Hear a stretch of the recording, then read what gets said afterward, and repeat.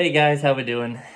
Today I'm going to be informing you about the Rutting buck. Um, as you can tell here, I have a whitetail buck that I had mounted. I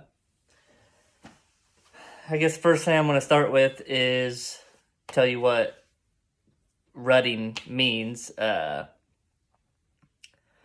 Basically, what it is when the female, the does, come into heat and the bucks can sense that, smell it, because the females put off a scent, and it's mating season basically. So, to talk to you more about the buck on that side of things, there's a lot of things that come into play.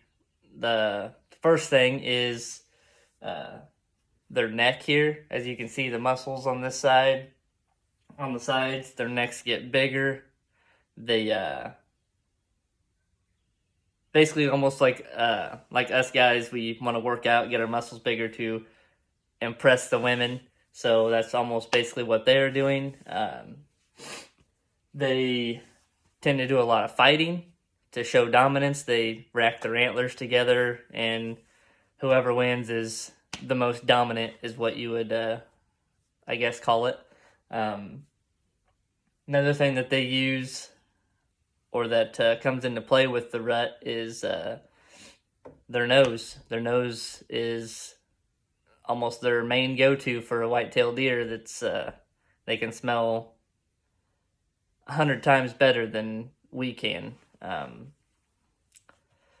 So the scent that a doe would put off is what the deer picks up, and they'll run with their nose right across the ground trying to find a scent of a doe. So whenever it comes to that time, which is usually around November 1st, 2nd, 3rd week in November, depending on the weather. And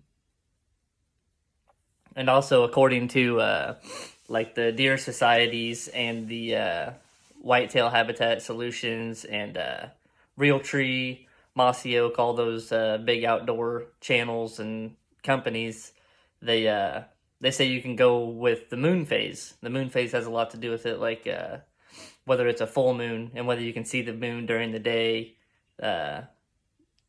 barometric pressures and all that stuff that go along with deer running, basically moving and coming into heat. The third thing that the deer have a lot to do with is their antlers. They right here in this area, right above the top of the head, they rub those on the trees, which is what we call a rub. They rub that on the trees, and it scrapes the bark off the trees and gets it to the inner layer of the tree, basically. And then they rub the rest of their antlers on it, and it kind of gets them shined up and makes them look pretty for the does, to where they hope that the does will let them mate with them. Another thing that bucks do, and it's pretty cool actually, they will find a low hanging tree limb, and they'll come up to it, and they'll scrape with their hooves, and they'll make a dirt spot on the ground, and they'll rub. I'll bring my phone up here so you can see it better. Up here in this area, right in here underneath their eye, you can see that little duct right there. They